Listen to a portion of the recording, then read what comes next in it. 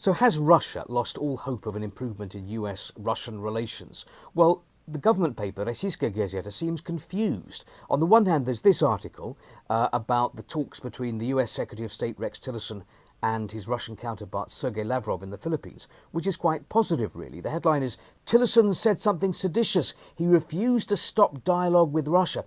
And the paper goes on to say that instead of slamming the door, Tillerson said that his country looks pragmatically at relations with Moscow and is ready to work together to solve problems. These words, the paper says, sound seditious amid the Russophobic hysteria which has gripped America.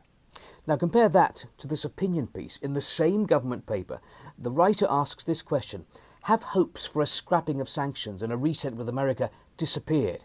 Yes, they have.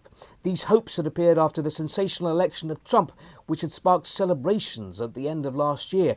But from the very start, he writes, those hopes were groundless. We drank champagne in vain. Well, certainly today, Kommersant isn't drinking any champagne over Russia's economic prospects.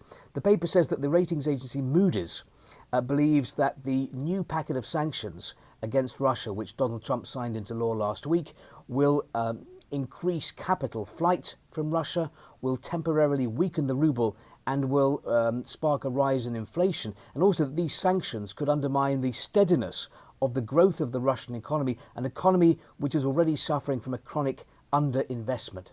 And certainly pessimism today from the newspaper Vedomosti, which says that any US administration which follows the current one, whether it's going to be the Democrats or the Republicans, will be more hostile to Russia than the current one. And the levers of the US foreign policy machine will be operated by representatives of a generation which truly believes our country, in other words Russia, to be a threat to America, and a generation which knows much less about Russia than politicians of the Cold War era. This is a direct result of the Russian-American conflict of recent years and is more important and more dangerous than the new sanctions.